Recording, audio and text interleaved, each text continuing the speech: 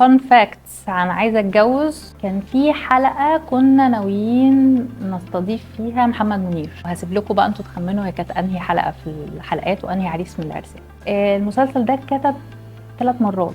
مرة قررنا نعمله متصل مش حلقات منفصلة كده، ومرة كتبناه بشكل طويل، وقبليها كان في مرة اتكتب كسيتكم، وده تم على مدار سنة تقريبا، اتغير كذا مرة.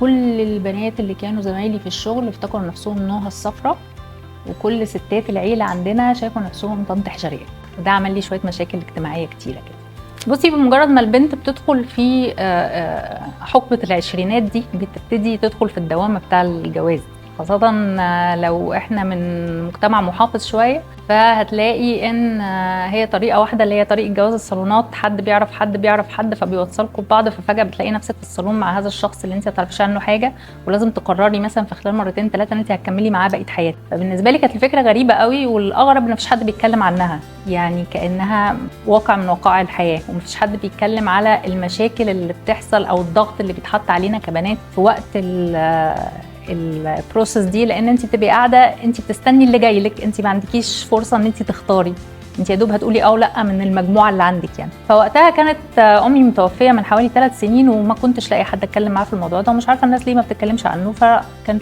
بادئ بقى موضوع البلوجات في مصر، بلوج سبوت، فعملت مدونه وبدات اتكلم على اساس ان انا هتكلم 2 3 بقى وخلاص، مفيش حد مهتم بالموضوع يعني. فوجئت ان بنات كتير جدا مهتمين بالموضوع ومستنيين حد يتكلم عنه من زمان، ولاد كمان مستغربين انتوا ليه مش بتتكلموا طالما بتتعذبوا كده. فمن هنا بقى جه الالهام يعني. والله الناس كانوا مبسوطين جدا، ودي تقريبا يعني كانت من اوائل المرات. يعني هو كان في بلوج قبليها بحاجه بسيطه كان اسمه سوسه المفروسه، ففي سوسه المفروسه وفي عايزه اتجوز دي كانت اول مره الناس بيقولوا الله ده ايه الكتابه حلوه واسلوبك حلو والناس بتضحك، فدي كانت اول مره احس ان انا ممكن يبقى عندي السنس الكوميدي ده. وكنت مستنيه هجوم كبير، بس لقيت انه لا، الناس كلها مبسوطه وعايزين يعرفوا ايه الحدوته يعني. لما البلوج الاول اتحول لكتاب، انا كنت مستغربه لان كتاب اوريدي موجود على الانترنت وببلاش، فانا مش عارفه ليه الناس هتدفع فلوس وتشتري كتاب. فاكشلي الناس دفعت فلوس واشترت الكتاب، والكتاب بقى بيست سيلر. وبالنسبه لي ده كان شيء مفاجئ، والسرعه اللي انتشر بيها والمده اللي قعد فيها بيست سيلر، والترجمات لانه اترجم ل5 لغات كمان، كل ده كان بالنسبه لي شيء مفاجئ يعني. لما تحول من كتاب لمسلسل، انا الحقيقه بيزد على النجاح بتاع الكتاب، انا كنت مخمنه انه المسلسل هيطلع لطيف يعني، بس كل اللي حواليا كانوا بيقولوا لي لا، مسلسلات كتير في رمضان ومين هيشوفنا ومين هيعمل، وهند اول مره تعمل كوميدي وانتي اول مره تكتبي، ورامي امام اول مره يخرج للتلفزيون، يعني كان في اوائل كتير كده كانت مخليه الناس قلقانه. بس الحمد لله لما نزل ونجح جامد، يعني اتاكدت ان وجهه نظري صح، وما كنتش متخيله برضو ان هو هيبقى ناجح مش بس في مصر، في دول عربيه وناس كتير بتكلمني عنه، وبعمل انترفيوهات في دول كتير بخصوصه. كل ده كان يعني حجم النجاح بالنسبه لي برضو كان مفاجئ. هي فكرة ان يلا ما نشوف علا وصلت لغاية فين كانت دايما مطروحة وبيتم طرحها على مدار السنين كده كل شوية من حد، بس انا كنت حاسة ان لا، لسه التغير مش كفاية ان احنا نروح ندور على ايه اللي حصل بقى. يعني لو كان بعد عايزة اتجوز مثلا ب3 سنين او ب4 سنين زي ما كان الناس بيقترحوا، ما كانش هيبقى في تغيير كتير في حياة علا يخلينا نقارن بين الماضي والحاضر يعني. فلما جاء في الوقت المناسب بقى ان هو الدنيا فعلا اتغيرت خالص وحاجات كتير طرقت على المجتمع، فحبينا ان احنا نكسبلور بقى يا ترى علا في وسط الجنون اللي احنا عايشين فيه ده هتبقى عايشه ازاي. وما كانش بس اعاده اكتشاف للمراه المطلقه، كانت اكشلي اعاده اكتشاف للرجل المطلق كمان يعني ناس كتير كانوا بيقولوا ليه انتم مطلعين الراجل محترم كده، ليه ما جراش من شعرها على محكمه الاسره والاشياء اللطيفه دي. بس احنا حبينا نقدم نموذج طلاق متحضر ممكن يبقى الناس تعتبره كقدوه او كمثل او كحاجه يفتكروها لو اتحطوا في موقف زي ده في يوم من الايام. اللي انا مؤمنه بيه ان الشخص مش بيتغير لكن بيتطور، فاحنا لازم بيبقى عندنا في حاجات اساسيه موجوده في الشخصيه مهما فات عليها 10 20 30 سنه، بيفضل نفس الكور بتاع الشخصيه موجود. الشخصيه اللي عايزه ترضي الناس اللي حواليها، الشخصيه اللي عايزه ترضي امها، الشخصيه اللي عايزه تلاقي لنفسها مكان تحت الشمس، الشخصيه اللي عايزه تعمل كل حاجه صح بس التولز بتاعها ساعات بتقف في سكتها. فهي دي نفس علا اللي عندنا، بمشكله في السيلف استيم، بشويه الداوت، القلق انها تكون عملت حاجه غلط، برغبتها في ارضاء مامتها، كل ده هي نفس العلا يعني. صحيح ممكن نكون نقلناها مستوى اجتماعي اعلى شويه، لان دي بطبيعه الامر يعني ما حدش بيفضل في نفس النقطه اللي عايش فيها لمده 10 سنين يعني. فنفس الكور هو فما بنيهاش من اول وجديد، لكن حاولنا نعرف ايه التطور اللي ممكن يكون حصل ليها من زمان لدلوقتي. يعني زمان كانت بتاخد كلام امها مثلا مسلم بيه، دلوقتي لما بقى عندها اطفال بدات تطور شويه طريقه التعامل مع اطفالها وطريقه التفاهم معاهم وطريقه التربيه الجديده بناء على الحاجات اللي اكتسبتها من العالم الجديد اللي احنا عايشين فيه. انا عندي باشن كبير ناحيه النقد المجتمعي الساخر ده، ان احنا ناخد قضيه مجتمعيه ونوري للناس هي ازاي احنا بنتعامل معاها بشكل عبيط، في نفس الوقت بنضحك، فما يبقاش الشخص المتلقي حاسس بنوع من انواع المواجهه او انه لازم يدافع او ان احنا طرفين متناقضين يعني. لا، احنا بنشرح لك الحكايه وبنشرحها بطريقه ممكن كلنا نضحك فيقول والله عندكم حق، من غير ما تبقى في خناقه كبيره. نحاول نسرسب الحاجات اللي احنا عايزين نسرسبها للوعي بطريقه لطيفه يعني عشان الناس ما تقفش، وعشان هو ده الاسلوب اللي احنا متعودين بيه عموما في مصر، ان احنا نناقش مشاكلنا. يعني مشاكلنا دايما بنحطها في اطار كوميدي كده عشان نقدر نتعامل معاها. اظن في البحث عن علا كنا عاملين فوكس اكتر على فكره التربيه، يعني ازاي نربي الولاد، ازاي نربي العيال في وسط المجتمع اللي احنا عايشين فيه، وخاصه بعد تجربه انفصال الابوين، لان احنا دايما بنحط ليبل كده على اي عيله بيحصل فيها طلاق، اسره مفككه. فاللي هو وات اف انها والله مش لازم بالضروره حتميا تبقى مفككه، ما تيجي ما نحاول نشوف ازاي ممكن نلمها، حتى لو الشخصين الرئيسيين في الاسره شافوا انهم مش من مصلحتهم انهم يكملوا عيشتهم مع بعض.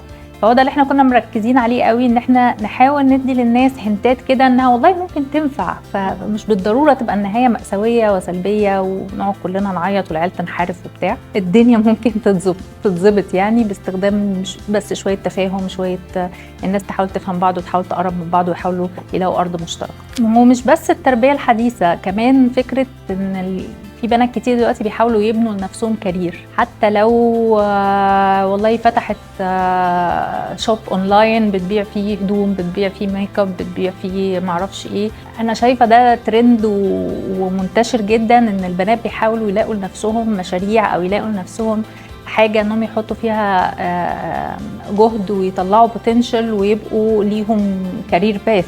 ده ما كانش موجود في 2010 مثلا واحنا بنعمل عايزه اتجوز، او كان قليل قوي. الناحيتين دول ان هم الستات اللي بيحاولوا يلاقوا لهم مكان ويحاولوا يعملوا لهم كينونه ويحاولوا ان هم يكبروا، والامهات اللي بيحاولوا انهم يربوا ولادهم كويس ويحاولوا ان هم يتحاشوا المشاكل اللي حصلت معاهم اثناء تربيتهم وهم صغيرين. النقطتين دول احنا حاسين انهم ملمسين قوي مع ناس كتير، فعشان كده ناس كتير هترتبط بيهم يعني. انا بحب احس ان اللي انا بعمله ممكن يأثر في حد، يعني بحب قوي فكرة ان انا ممكن جملة اتقالت في حلقة فتأثر على بنت فتغير لها حاجة في حياتها، او تثبت لها حاجة عن نفسها، او تديها اوبشن تاني للتعامل مع مشكلة ما في حياتها يعني. وبيجيلي ردود الافعال دي الحقيقة كتير، وده شيء بيفرحني يعني. ان انا يعني ما بحبش طبعا الرسائل المباشرة وجو افتحوا الكراريس انا عمل ليكوا ده، بس كل ما كان في حاجة في اللي انا بكتبها بتأثر في حد، كل ما انا بحس ان انا فخورة قوي باللي انا بعمله. يا علا فايتر، ويمكن ده مش باين من الباكج اللي بره. يعني الباكج اللي بره ممكن تحسي انها شويه هشه، شويه متلخبطه، شويه الدنيا جايه عليها، لكن في النهايه هي بتحارب ده كله، بتحاول ان هي تلاقي الطريقه الصحيحه انها تعمل بيها الحاجات، وبتحاول انها تفكس الحاجات اللي بايظه، بتحاول انها تجمع الناس اللي حواليها. فاعتقد ده مثال جيد جدا للست المصريه يعني، واحنا مش بنتكلم عليه كتير، على الاقل مش باسلوب لطيف يعني. يا اما بنعظم نكبر الموضوع قوي قوي، يا اما الموضوع بيبقى سطحي. هو طبعا يعني مفيد جدا ان يبقى في عندك اودينس من 190 دوله، وبيجي لك ردود افعال من ناس من البرازيل، من المانيا، من ايطاليا، من انجلترا، قاعدين يتفرجوا ونيتيفز يعني مش عرب عايشين هناك، وبتشوفي بقى وجهات نظرهم في الحدوته اللي احنا عايشينها كل يوم متعودين عليها دي. فده بيفتح لهم نافذه كده صغيره يبصوا منها علينا زي ما احنا بنبص عليهم من الاعمال بتاعتهم، فيبقى في نوع من التفاهم احنا يمكن مش بنعرف نوصل له بسهوله من خلال البرامج الاكثر جديه او النيوز او الحاجات دي. بنلاقي فرصه ان احنا ندور على الحاجات المشتركه اللي بيننا كلنا وبين بعضنا، فبنكتشف في النهايه ان احنا مش مختلفين للدرجه دي، يعني بنسعى ناحيه نفس الحاجات وبنقلق من نفس الحاجات، ففي النهايه كلنا بشر. يعني انا مش بلاقي ده لما بحاول اتعامل مع الناس اللي مسؤوله عن النشر او مسؤوله عن الببلشنج او مسؤوله عن البرودكشن.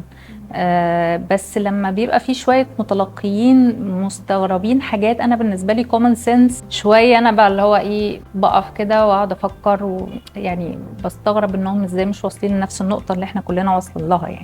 يعني قريب مثلا كان حد بيقول انت ازاي تطلعي نموذج لواحده ست تنجح من غير راجل، ده كده انت بتهدمي النموذج الذكوري. فاللي هو عايزه اقول له ده يبقى الف مبروك، يعني يبقى الف نهار ابيض. ففي ردود افعال ساعات كده اللي هو ايه بتستوقفني اللحظات، بس كحد بيحاول يتاكل مشاكل مجتمعيه بالنسبه للمراه لا، انا مش بلاقي ان في ناس معارضه لده او في مشاكل لده. يمكن شويه ساعات مثلا اقعد اشرح ايه اهميه القضيه اللي انا عايزه اتكلم فيها، عشان ممكن بالنسبه لبعض الناس مش مهمه قوي، يعني مش بتاثر على ناس كتير، فاقول لهم لا بتاثر على ناس كتير لان 1 2 3 4. بس اوفر اول لا، يعني لا، لما بيبقى في حد اوريدي متحمس ان هو يقدم حاجات ليها علاقه بقضايا المراه ما بتبقاش في مشاكل كتير. يعني مش عارفه اذا كان من حقي ولا لا، بس يعني ان شاء الله شغالين على حاجه احتمال ان هي تنزل في رمضان الجاي، بس لسه مش قادره ادي معلومات كافيه عنها يعني، بس شغالين ان شاء الله. بصي انا كان عندي تساؤل دايما وانا صغيره، اللي هو انا هنا بعمل ايه؟ مش عارفه انا بعمل ايه هنا، وحاسه ان انا في مكان غلط، ومش حاسه ان ده الباث اللي انا المفروض ان انا امشي فيه. ده لغايه لما اتخرجت من الجامعه مثلا، انا بعمل ايه في كليه الصيدله دي، وهخرج اعمل ايه، وده بيفلفل ايه جوايا مش عارفاه. فلو انا رجعت للزمن ده اللي كنت قلقانه فيه جدا ان انا ما عنديش باث ومش فاهمه هعمل ايه في المستقبل، يعني ما تقلقيش ان شاء الله في ابواب هتتفتح وطرق جديده هنمشيها، وحتة هنوصل لها ما كناش متخيلين ان احنا هنوصل لها.